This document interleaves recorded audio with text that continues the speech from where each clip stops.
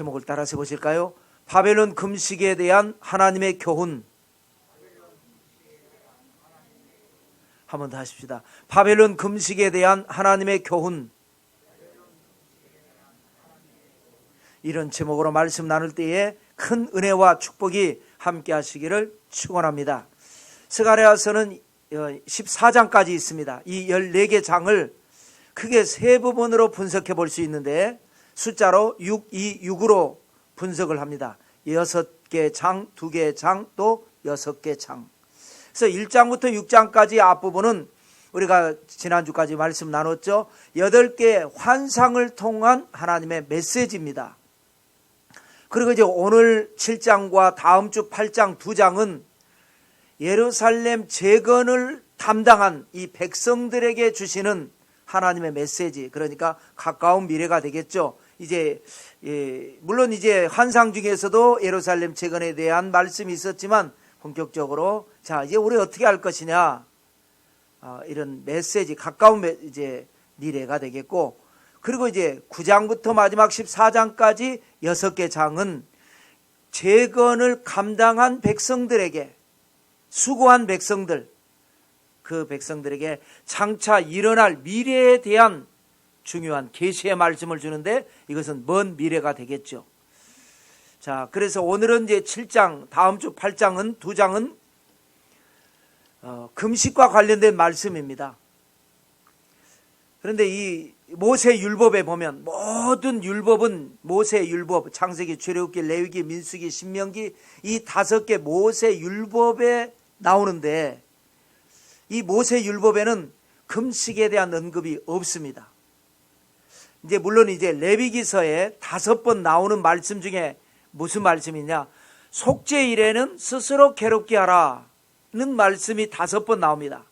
그러니까 스스로 괴롭게 하라 이 말씀이 금식을 의미하기는 하지만 어찌됐건 금식이라고 하는 단어 자체가 모세 오경에는 없습니다. 그런데 희한하게도 모세가 이 오경을 받을 때에는 시내산에 올라가서 받았지 않습니까? 그 시내산에 올라갔을 때에 40일 금식했다는 기록이 있습니다. 물론 금식이라는 단어는 없어요. 40일을 떡도 먹지 아니하고 물도 마시지 아니했다, 이런 말씀이 있습니다. 또 나중에 이제 신약에 와서는 주님께서 공생애를 시작하시면서 이때는 이제 금식이라는 단어가 나와요. 40일을 금식하시고 줄이신지라 성령이 광야로 데리고 가셔서 사탄에게 시험을 받게 하시더라, 이런 말씀이 있죠. 하여튼 어찌됐건 율법서인 모세 오경에는 금식에 대한 계명이나 규례가 없다라는 겁니다. 그런데 하라고 하는 특별한 규례는 없는데 성경에는 했다는 내용은 적지 않게 나옵니다. 금식을 했다라는 말씀이. 그래서 이제 금식을 한 내용을 살펴보면 목적은 2가지입니다. 하나는 뭐냐? 현실의 문제를 해결하기 위해서 하나님 이 문제 해결해 주세요, 응답해 주세요 해서 금식을 한 겁니다. 그런가 하면 또 다른 목적은 뭐냐? 잘못 살아온 과거에 대한 참회의 내용으로 금식을 합니다. 용서해 주세요, 어쩌다가 우리가 이 지경이 됐는지 모르겠습니다, 이런 응답해 주세요, 용서해 주세요. 몇 가지 예를 들어보면 처음 금식이라고 하는 단어가 나온 게 사사기인데요. 사사 혼란 시대에 베냐민 지파 건달들이 동족 형제들, 동족이라고 하면 나머지 10지파가 되겠죠. 동족 형제들과 싸움이 일어나 버립니다. 그래서 서로 죽이고 죽고 또 죽이고, 그래서 수만 명이 죽는 참사가 일어납니다. 이때 금식을 하면서 어쩌다가 우리가 같은 동족끼리 이 지경이 됐습니까? 해서 회개한 내용이 나오고요. 그 다음에 이제 사무엘상에 보면 엘리 제사장이 죽고 사무엘이 나라를 다스리게 될 때에 그야말로 절망적 상황이죠. 전쟁은 졌죠. 법궤도 빼앗겨 버렸죠. 블레셋이 아주 횡포를 부리죠. 그래서 사무엘이 미스바로 모이라, 모든 백성들은 미스바로 모이라, 내가 너희를 위하여 기도하리라 해서 이 미스바 대성회를 여는데, 미스바 성회의 특징이 뭐냐? 회개와 금식이었습니다. 우리가 하나님 앞에 잘못했다고 회개하자. 그리고 음식을 먹지 말고 금식을 하자. 그랬더니 희한한 역사가 일어나서 천재지변이 일어나가지고 이 블레셋이 물러가고 나라가 안정된 가운데 이제 사무엘이 다스리죠. 그리고 난 다음에 이제 왕국 시대가 돼서는 남왕국 북왕국이 분열되면서 남왕국의 4대 임금 여호사밧 시대에 모압과 암몬과 마온 3국 동맹군, 그래서 모압마라고 왕들의 리더십 공부할 때 했죠. 3국 동맹군들이 남왕국 유다를 침공했을 때에 그때 여호사밧 왕, 개혁군주 여호사밧 왕이 후방에 있는 모든 백성들에게 금식을 선포합니다. 금식하고 부르짖어 기도하라. 그러니까 그 기도를 받으시고 하나님께서 야하시엘 선지자를 통해서 이 전쟁은 너에게 속한 것이 아니요 하나님께 속한 것이라. 그러므로 두려워하지 마라. 여호사밧이 그 말씀을 그대로 받아서 병사들을 모아놓고 너희는 하나님을 신뢰하라. 그리하면 견고하리라. 선지자를 신뢰하라. 그리하면 형통하리라. 그래서 전쟁통에 성가대를 조직하고 거룩한 예복을 입히고 군복을 입힌 것이 아니라 예복을 입혀가지고 앞세웠더니 찬양이 시작될 때에 하나님이 역사해 주셔서 모압과 암몬과 마온 군대가 다 물러가고 대승리를 거뒀다. 이런 내용이 있었습니다. 자, 그러면 이제 스가랴에 기록된 금식은 어떤 금식이었고 이 금식을 통해서 하나님께서 우리에게 무슨 말씀을 하시기를 원하시는가? 이 금식은요, 일명 바벨론 금식이라고 하는 겁니다. 자, 이 바벨론 금식이 무엇인가? 오늘 말씀을 이제 두 가지로 나누는데요. 첫 번째는 금식에 대한 Q&A, 질문과 답변이죠.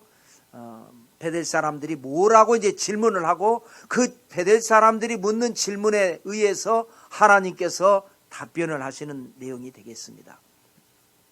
이 베델이라고 하는 것은 예루살렘, 그러니까 수도 예루살렘, 성전이 있는 예루살렘의 북쪽으로, 위쪽으로 19km 떨어진 곳에 있는 작지만 중요한 도시입니다. 19km라고 그러면 이 부산시청에서 김해공항까지를 직선거리가 아니라 자동차 거리로 해보니까 17km가 되더라고요. 그러니까 거기보다 한 2km 정도 조금 더 먼, 그런데 이제 부산시청에서 김해공항은 서쪽에 있거든요. 그런데 베델은 예루살렘에서 북쪽으로 19km 정도 떨어진 곳에 있는 곳인데 왜냐하면 성경에 종종 중요할 때 베델이 등장을 합니다. 아브라함이 갈대아 우르를 떠나고 하란을 떠나서 도착해서 가장 먼저 하나님 앞에 제단을 쌓고 예배 제사를 드린 것이 베델입니다. 물론 그때 이름은 루스였거든요.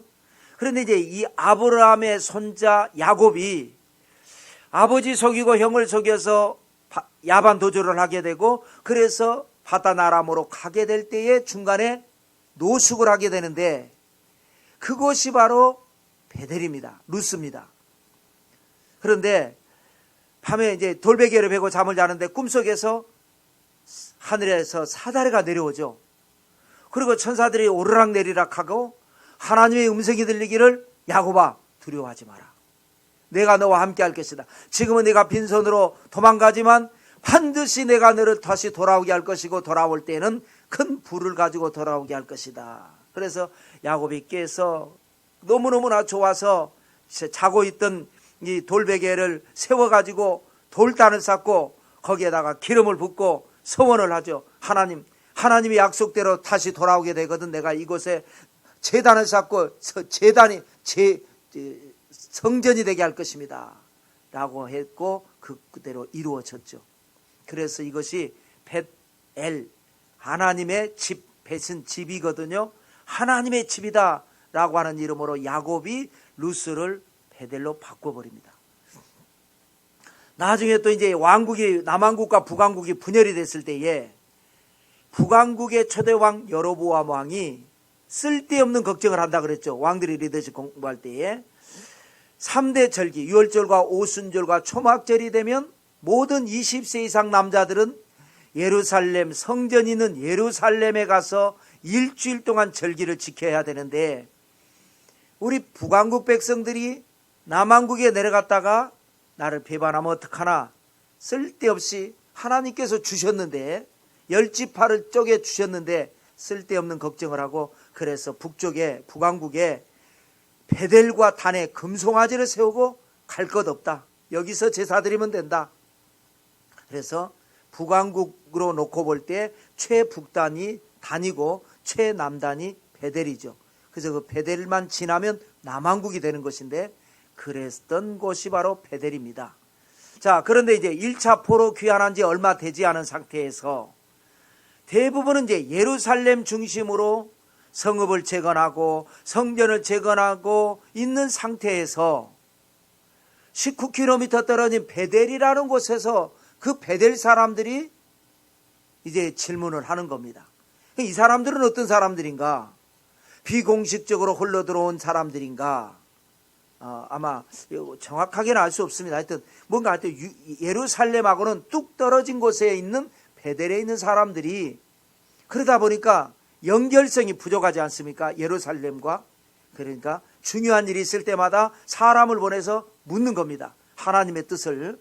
자, 2절과 3절인데요. 그때에 베델 사람이 살레셀과 레게멜렉과 그의 부하들을 야벳께 은혜를 구하고 만군의 야훼 전에 있는 제사장들과 선지자들에게 물어 이르되, 내가 여러 해 동안 행한 대로 5월 중에 울며 근신하리이까 하매. 사람을 보내죠. 살레셀과 레게멜렉과 그의 부하들을 보내가지고 남쪽으로 예루살렘에 보내가지고 물어보는 겁니다. 뭘 묻죠? 이제 일단 이 살레셀과 레게멜렉을 보냈다는데 이 사람들이 누군지는 알 수가 없습니다. 여기에 딱 한 번 나오고 안 나오니까요. 이름에서 힌트를 얻는다면 살레셀은 왕을 지킨다라는 뜻입니다. 레게멜렉은 왕의 친구라고 하는 뜻입니다. 그러니까 이 사람들은 왕 주변에 있는 사람이라는 거죠. 그러면 왕은 누군가? 우리가 알아야 될 것은 페르시아, 바벨론이 망하고 페르시아가 다시 잡았죠. 페르시아는 다민족 국가입니다. 그래서 메데파사 그랬죠. 메디아와 페르시아. 두 개의 나라가 연합된 나라인데 이 두 개의 나라가 큰 나라니까 두 개의 나라만 말을 한 것이고, 그 외에도 많은 나라가 있었습니다. 하다못해 박트리아, 들어보지도 못했던 역사책을 보면 성경에는 안 나오지만 박트리아라는 나라도 있었고요. 수많은 나라들이 연합한. 그래서 고레스 칙령에 의해서 해방을 받지 않습니까? 고레스 왕시대. 그런데 와서 보니까 나중에 스룹바벨이 총독으로 발령받을 때 다리오 왕에게 발령받아서 왔다 그러죠. 또 에스더 왕비는 아하수에로 왕의 왕비고, 그러니까 이게 정리가 안 됩니다. 여러 왕이 있었다라는 거죠. 전체를 다스리는 왕은 고레스였고 그 왕 사이사이에 분봉왕이 있었다라는 거죠. 그러니까 베델에 정착한 사람들은 어떤 작은 분봉왕을 섬기다가 온 사람들이고, 그래서 1차 5만 명이 귀환할 때 같이 합류를 했거나 아니면 따로 귀환해서 베델에 정착한 사람들. 그래서 이 사레셀과 레게멜렉은 이 예루살렘의 수룹바벨과 여호수아와 같은 리더 역할을 했던 사람들. 이 사람들을 통해서 이제 질문을 하는데 뭐라고 질문하느냐? 그동안 여러 해 동안이라 그러면 70년이죠. 바벨론 생활. 바벨론에서 70년 동안 했던 금식. 여기서 금식이라는 단어는 아니죠. 울며 근신하던 것을, 이게 금식이니까. 여기 와서도 똑같이 해야 되는 겁니까? 안 해도 되는 겁니까? 라고 묻는 것입니다. 여기서는 이제 5월 중에 행했던 5월만 얘기하는데, 이제 하나님이 답변하실 때는 이제 5절에 답변이 나오는데, 그때는 5월과 7월을 언급하시면서 답변을 합니다. 묻기는 5월 금식 해야 됩니까? 말아야 됩니까? 하는데 5월과 7월에 너희가 했던 금식을 왜 나한테 묻느냐? 이런 식으로 답변을 하는데, 다음 주에 있을 8장에 가서는요, 4월 금식, 5월 금식, 7월 금식, 10월 금식에서 4개의 금식이 나옵니다. 이것이 바로 바벨론 금식이거든요. 그래서 외우기 쉽게 4, 5, 7, 10으로 하면 됩니다. 4, 5, 7, 10인데 숫자상으로는 4, 5, 7, 10인데 이 사건이 일어난 순서에 의하면 10이 먼저입니다. 10월 금식이 10, 4, 5, 7입니다. 간단하게 정리를 하면 이렇습니다. 10월 금식은 뭐냐? BC 588년, 이때가 무슨 해냐면 마지막 왕 시드기야의 9년입니다. 시드기야의 9년이 뭐냐면 11년에 나라가 완전히 멸망하거든요. 그 전부터 1차, 2차, 3차에 의해서 멸망을 하는데 3차 완전히 멸망한 것이 11년입니다. 그 11년 전에 9년이니까 2년 전이 되죠. 2년 전에 10월 10일 날 어떤 일이 일어나느냐? 예루살렘이 포위가 됩니다. 이 포위가 된 걸 기념을 해서 금식을 한 거죠. 70년 동안. 그때 예루살렘이 완전히 그 전에도 와서 침략당하고 2차 침략당하고 했지만 이번 3차에 완전히 멸망시키기 위해서 포위가 된 것, 이것이 10월 금식입니다. 그 다음에 4월 금식은 뭐냐? 10월이 지나고 그 다음 해가 지나고 또 그 다음 해가 2년 정도가 지나서 4월 달에 BC 586년, 그러니까 시드기야 11년 4월 달에 예루살렘이 함락이 되고 시드기야 왕은 눈이 뽑혀가지고 끌려갔죠. 그래서 함락된 것을 기념해서 금식을 하고, 그로부터 이제 5월 금식은 뭐냐? 같은 해에 한 달이 지나가지고 함락된 지 한 달이 지나가지고 성전이 파괴가 돼버립니다. 성전뿐만이 아니라 주변에 있는 이스라엘 사람들의 이 귀족들이 됐건 평민이 됐건 집들이 다 불에 타버립니다.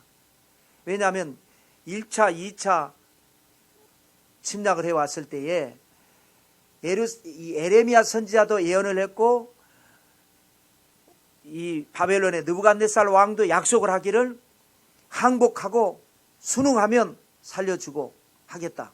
또 에레미야는 하나님께서 너희에게 말씀하시기를 너희가 잘못했으니까 바벨론의 포로로 끌려가지만 70년에 돌아오겠다고 하셨으니까 너희들은 그냥 거역하지 말고 싸우지 말고 있어라 하는데 끝까지 반항을 하니까 성전을 파괴해버리고 모든 집을 불질러 버립니다. 그것이 5월 금식입니다. 그거를 기념해서 금식하면서 70년 동안 어쩌다가 우리에게 이런 일이 일어났습니까? 했던 것이고요. 그 다음에 7월은 이 5월로부터 또 이제 2달이 지난 거죠. 2달 후에 어떤 일이 일어나느냐? 완전히 여기 이제 초토화됐지만 그래도 남아있는 게 있으니까 바벨론 입장에서는 여기를 다스리기 위해서 총독 그다랴를 세웁니다.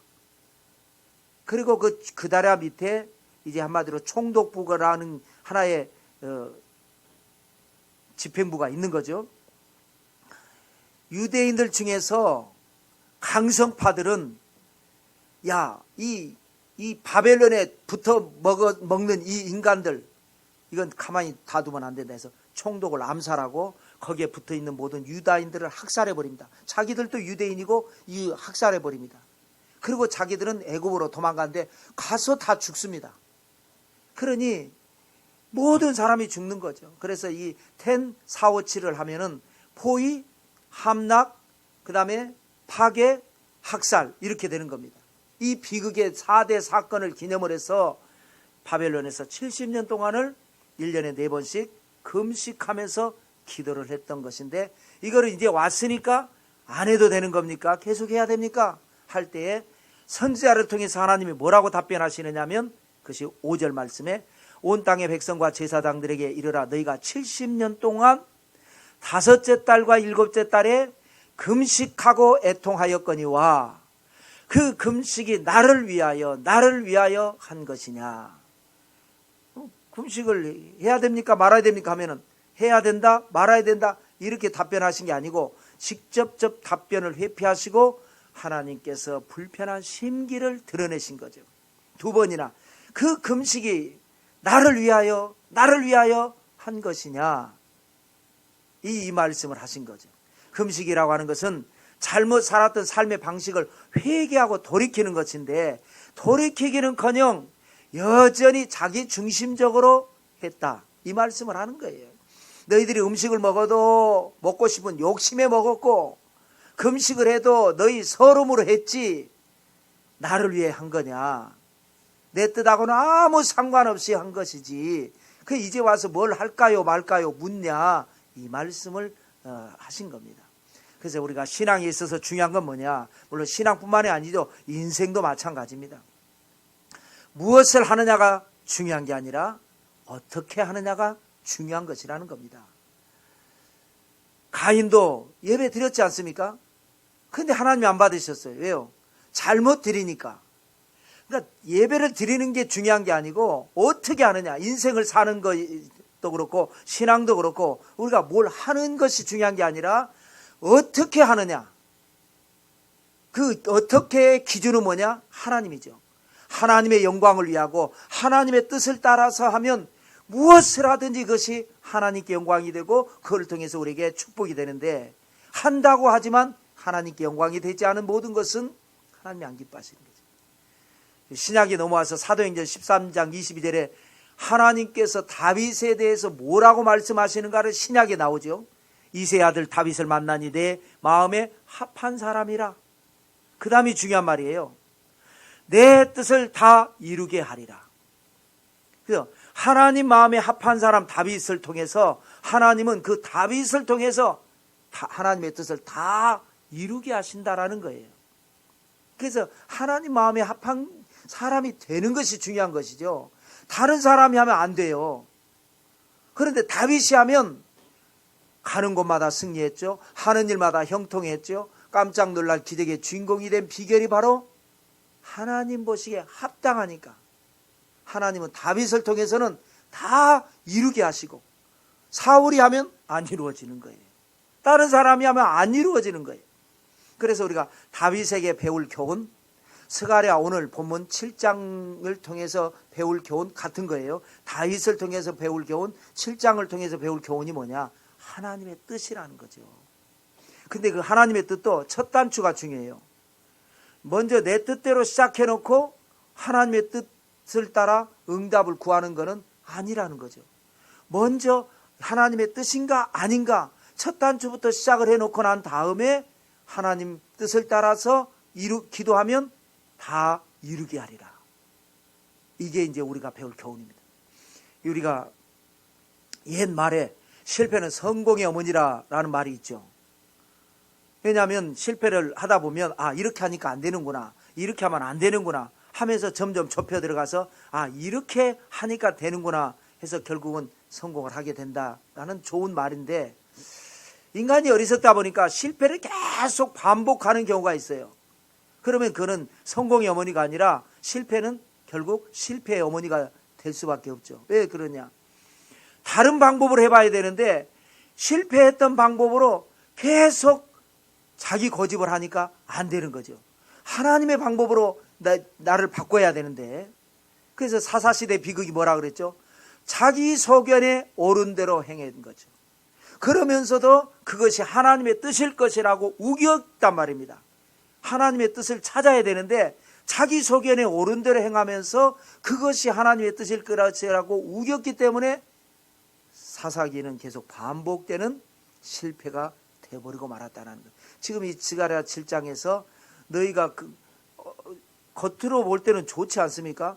금식 우리가 했는데 여기 왔으니까 또 해야 되나요? 말아야 되나요? 하나님 뜻을 묻는 거지만 하나님께서는 너희가 나를 위하여 한 것이냐 라고 하는 말씀을 통해서 우리가 하나님의 뜻을 구해야 되겠구나.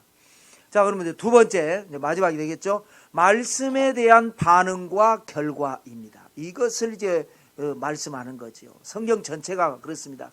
성경 전체가 하나님의 말씀이지 않습니까?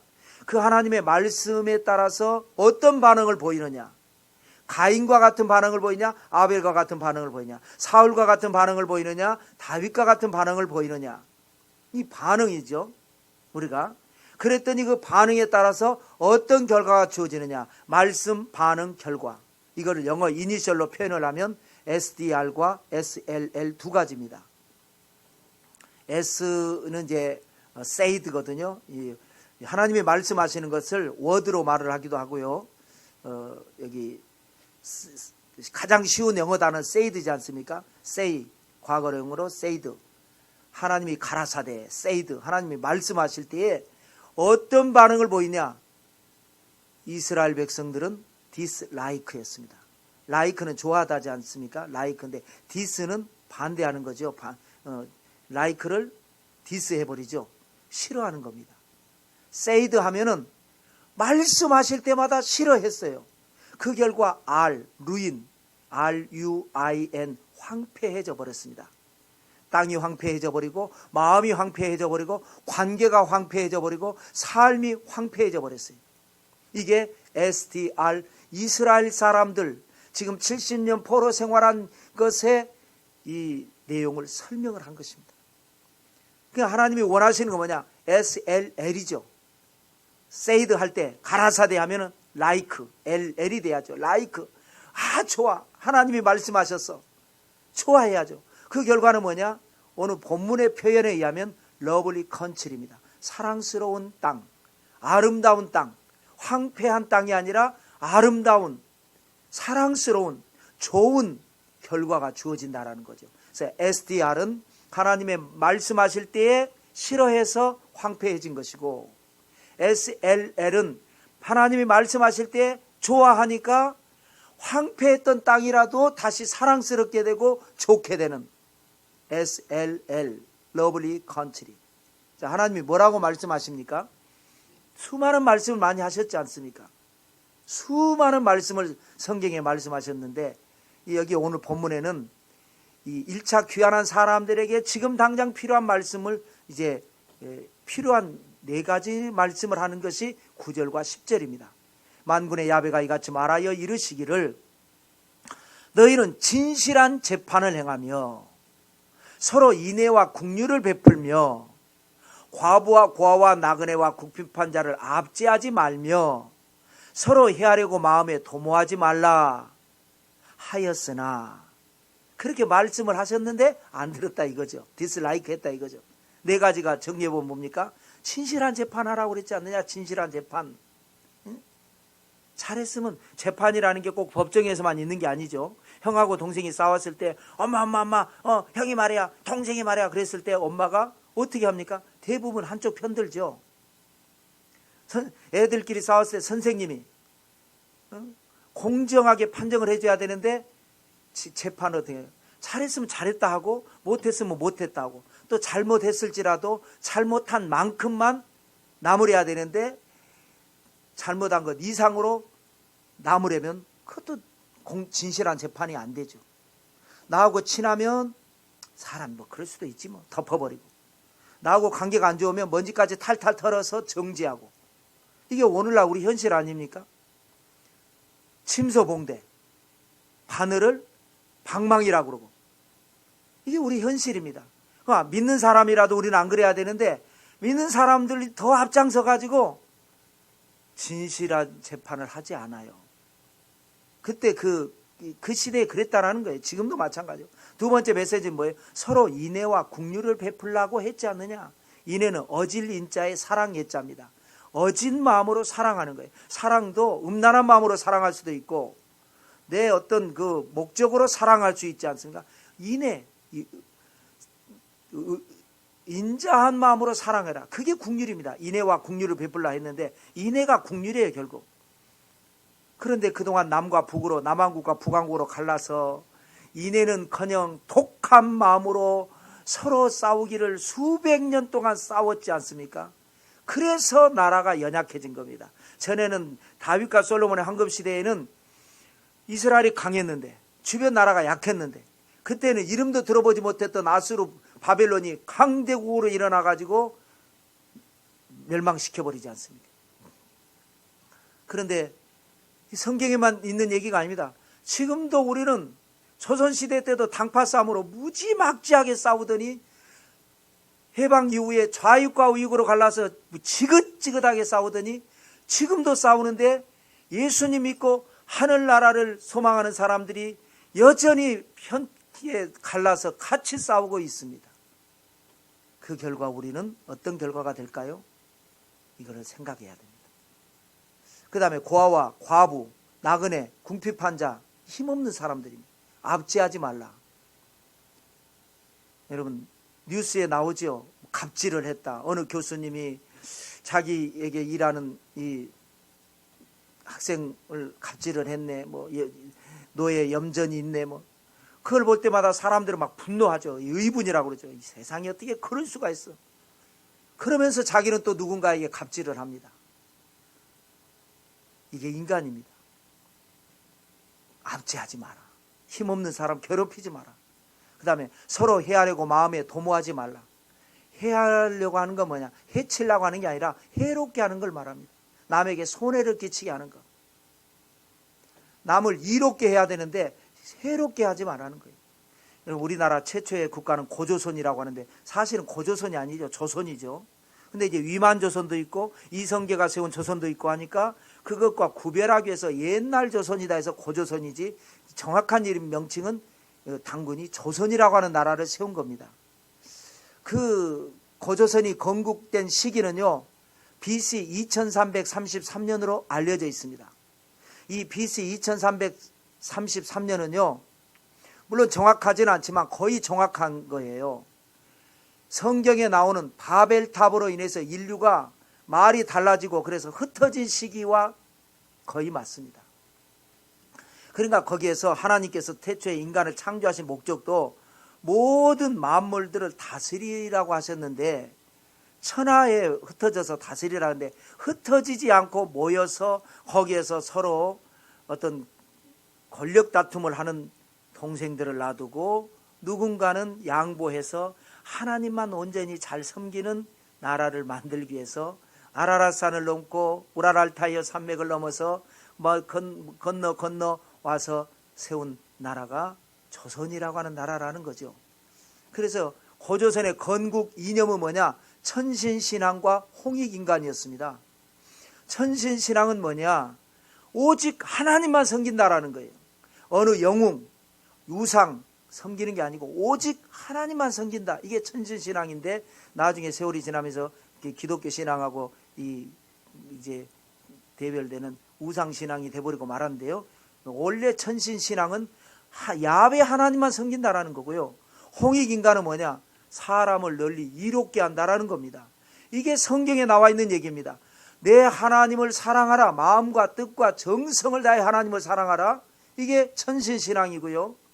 내 이웃을 내 몸과 같이 사랑하라. 이게 홍익인간 정신이 되는 겁니다. 그러니까 원래 이 조선을 세운 이거는 바벨탑 이후에 하나님만 제대로 섬기고 싶은 사람들이 와서 세운 나라가 되는 거죠. 그런데 이제 그것도 당군 종교를 만들어가지고 하나님은 안 섬기고 엉뚱한 당군을 섬기고 있으니까 달을 가리키는데 달을 가리키는 손가락을 보고 있으니 이게 참 답답할 노릇이 되는 거죠. 자, 그렇게 하나님은 말씀하셨어요. 인애와 긍휼을 베풀고 해롭게 하지 말고 공정한 재판하고 압제하지 말고, 그 외에도 많이 말씀이 많지만 지금 이 해방에서 돌아와서 공동생활하고 있는 이 사람들에게 필요한 말씀이 4가지인 거죠. 이렇게 말씀을 세이드 했단 말이에요. 하나님이 세이드 했을 때 이스라엘 사람들의 반응이 어떠했느냐, 그 전을 얘기하는 거예요. 11절과 12절에 보시면 그들이 듣기를 싫어하여 등을 돌리며 듣지 아니하려고 귀를 막으며 그 마음을 금강석 같게 하여 율법과 만군의 야훼가 그의 영으로 옛 선지자들을 통하여 전한 말을 듣지 아니하므로. 지금 이제 포로에서 돌아온 게 그 전에부터 그랬다는 얘기를 하는 겁니다. 지금 돌아와서 그랬다는 얘기가 아니고, 듣기를 싫어했다는 거예요. 하나님이 말씀하시는 것을 라이크하는 것이 아니라 디스라이크를 했다는 거예요. 어느 정도 싫어했느냐? 등을 돌려버려서. 하나님 말씀하시면 등을 돌려요. 등을 돌려도 들리잖아요. 그러니까 귀를 막아요. 여러분, 우리가 부부 간에도 그렇고 부모 자녀 간에도 그렇고, 이제 물론 장난으로 아버지가 뭔 말하는데 아유 아버지 이런 뭐 경우가 있을 수 있지만, 진짜 그러면 기분이 나쁘지 않아요? 말을 하는데 귀를 막아버리고 안 듣는다고 기분 참 나쁘죠. 그런데 이건 아예 그냥 등을 돌리고 귀를 막고 화가 날 정도가 생기지 않습니까? 더 심각한 건 뭐냐? 그 마음을 금강석 같게 했다. 금강석은 다이아몬드를 말합니다. 다이아몬드는요, 이 세상에 존재하는 모든 광물 중에 가장 강한 것이 다이아몬드입니다. 그래서 이 부스러지지 않는다라는 뜻을 가진 그리스어 아다마스에서 유래된 말이 다이아몬드고요. 그래서 우리는 금강석, 쇠 금자에다가 강할 강자를 쓴 게 쇠같이 강하다라는 건데, 이거는 보다 더 정확한 말은 중국어에서는 찬석이라고 합니다. 찬석. 뚫을 찬자, 돌석자. 돌을 뚫는 것이 다이아몬드다라는 거죠. 그렇게 강한 마음으로 하나님의 말씀을 안 듣는다라는 거예요. 그 결과가 뭐냐? 루인입니다. R, STR, dislike 했더니 루인, 황폐해졌다. 14절을 보면 내가 그들을 바람으로 불어 알지 못하던 여러 나라에 흩었느니라. 그 후에 이 땅이 황폐하여 오고 가는 사람이 없었나니 이는 그들이 아름다운 땅을 황폐하게 하였음이니라 하시니라. 하나님의 말씀을 싫어한 결과 황폐함, 루인. 마음도 황폐해지고 땅도 황폐해지고 환경도 황폐해지고 공기도 황폐해지고 관계도 황폐해지고 황폐해져 버렸습니다. 오고 가는 사람 하나 없을 정도로 적막강산, 저주받은 땅, 황폐한 땅. 이거는 이제 지나간 과거지만 하나님께서 교훈을 주기 위해서 깨닫게 하기 위해서 지금 하시는 말씀인 겁니다. 너희가 왜냐하면 돌아와서 예루살렘 재건하다 보니까 이렇게 재건할 거 하나님께서 왜 이걸 부시고 이렇게 망하게 하셨나? 원망이 나올 수 있기 때문에 왜 그랬는가? 너희가 잘못 선택을 했고 잘못 살아왔고 그 결과 이렇게 된 것이고, 그러나 이제 SDR이 아니라 너희 조상들은 SDR로 해가지고 황폐해졌지만 너희는 SLL로 인생을 살아라 라는 교훈을 주기 위해서 오늘 말씀을 하신 거죠. 여러분, 예수님께서 메시아로 오실 때에 유대인들이 왜 예수님을 안 믿었습니까? 그렇게 자기들이 기다리던 메시아가 왔는데 안 믿었어요. 왜? 마음이 금강석 같으니까. 자기 방식이 아니거든요. 다윗과 같은 왕으로 메시아가 오실 줄 알았단 말입니다. 마구간에서 태어난 그런 초라한 모습으로 오니까 마음이 굳어져 가지고 안 받아들인 거죠. 이게 원래는 참 감람나무였는데 디스라이크를 하니까 루인이 돼가지고 버림을 당하였고, 차라리 이방인이었던 우리는 예수 그리스도를 믿음으로 말미암아 원래는 돌감람나무였는데 SLL로 사니까 하나님이 가라사대 하면은 라이크, 아멘, 좋아하니까 하나님께서 접을 붙여주셔가지고 우리가 아브라함의 자손이 되게 하시는 희한한 역사가 일어나게 하신 겁니다. 여러분, 주님께서 뭐라고 말씀하십니까? 많은 말씀을 하시지만 한마디로 신약 성경을, 주님의 말씀을 한마디로 정리하면 뭐예요? 유명한 13장, 요한복음 13장 34절이죠. 새 계명을 너희에게 주노니 서로 사랑하라. 내가 너희를 사랑한 것 같이 너희도 서로 사랑하라. 이 말씀 안에 다 들어있습니다. 모든 계명을 서로 사랑하면 다 지키게 돼 있습니다. 그런데 이게 또 어렵죠. 서로 사랑하라고 그랬는데 언제나 하나님은 좋은 씨앗을 뿌리죠. 마귀는 언제나 와서 하나님이 뿌린 씨앗에다가 나쁜 씨앗을 더 뿌리고 가죠. 이상하게 좋은 씨앗은 자라기가 어려운데 나쁜 씨앗은 번식해 가지고 좋은 씨앗을 먹지 않습니까? 잡초가 곡식을 먹어버리듯이. 마귀가 덧뿌린 씨앗은 뭐예요? 서로 미워하랍니다. 여러분은 누구에게 순종하고 있습니까? 적지 않은 사람들이 하나님 말씀에 순종하라고 마귀에게 순종해서 서로 사랑하라고 그랬는데 지금도 열심히 서로 미워하고 있습니다. 뉴스에 보면 아주 얼마나 미워하는지 말이죠. 참 저렇게 사는 게 힘들겠다, 참 스트레스 엄청 받겠다라는 생각을 해보는데 안타깝습니다. 그래서 우리는 믿는 사람들이라도 훈련을 받아야 됩니다. 교회는 진리의 도장입니다. 와서 적당히 스트레스 풀고 그리고 적당히 막 위로받고 그러는 그런 것도 필요하겠죠. 위로도 필요하고 스트레스 푸는 것도 필요하겠죠. 그러나 본질은 아닙니다. 교회의 본질은 도장입니다. 진리의 도장. 늘 말씀드리지만 태권도 도장에 가면요, 그 아프도록 다리를 쫙쫙 찢어서 발차기를 해야 나중에 위기에 처했을 때에 자기를 지키고 또 위기를 극복해내는 그런 사람이 되는 겁니다. 유도 도장에 가면요, 수천 번 수만 번 그 매트에 내리 꽂을 때 그냥 낙법으로 그냥 탁탁 치면서 낙법을 배워야 위기에 처했을 때 그것에서 자기를 지키는 거가 되는 겁니다. 진리의 도장에 와서 고통을 참으면서 훈련을 하는 게 뭐냐?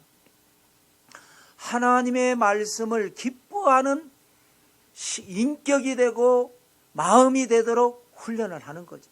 훈련을 잘 받아서 검은 띠를 따면요, 그때부터 이상하게 말씀이 라이크가 됩니다. 말씀이 좋아요. 꿀과 송이꿀과 같이 달아요. 근데 훈련을 안 받아서 아직도 하얀 띠로 그대로 있으면 말씀이 듣기가 싫어요. 또 시작했다. 또 뻔히 아는 말씀 다 알아요. 먼저 그의 나라와 그의 의를 구하라면서요. 알아요. 다 알아요. 예수님 잘 믿으면 구원받고 천당 가죠. 안 되니까요. 이렇게 돼버립니다. 알지만 싫어요. 듣기 싫어요. 그냥 나 칭찬해주고 나 위로해주고 나 잘했다 그러고 나 복 빌어주고 그러고 나는 가서 돈 많이 벌어서 헌금하면 되지. 뭘 와가지고 이래야 된다 저래야 된다. 그 세상에서도 스트레스 받아 죽겠는데 여기 와서 또 스트레스 받더라고. 듣기 싫어요. 이렇게 돼버립니다. 우리는 라이크가 되도록 훈련을 하는 거죠. 근데 훈련을 하면 내가 하는 게 아니라 나도 모르게 마음의 문이 열리고 나도 모르게 말씀이 즐겁고 말씀이 좋고 세상에서 하늘이 무너지고 땅이 꺼져도 말씀으로 위로받고 말씀으로 은혜받고 말씀으로 능력받아서 영혼이 잘되고 범사가 형통하게 되고 강건하게 되고 물이 변해서 포도주가 되고 쓴물이 변해서 단물이 되고 흑암 중에 빛이 일어나게 되고 사망의 음침한 골짜기를 가도 두렵지 않아요. 하나님이 함께 하시기 때문에 두려워 말라 내가 너와 함께함이라 놀라지 말라 나는 내 하나님이 되며 나의 의로운 오른손으로 너를 붙들어 주리라. 어떠한 일이 다가와도 말씀 한 구절에서 은혜를 받고 그 말씀 때문에 일어서고 말씀 때문에 승리하게 되는 역사, 이것이 바로 SLL의 삶이 된다라는 겁니다. 그동안 너희 조상들은 그걸 못해가지고 SDR로 이 아름다운 땅을 황폐한 땅으로 바꿨는데 이제 너희는 이 황폐한 땅 아름다운 땅으로 바꿔라. 할 수 있다 라고 하시는 이 그 바벨론 금식의 교훈을 통해서 주시는 말씀이 되는 것입니다. 우리 사랑과 은혜 교회와 여러분 모두가 SLL 신앙으로 기적의 주인공들이 다 되시기를 성부와 성자와 성령의 이름으로 축원합니다.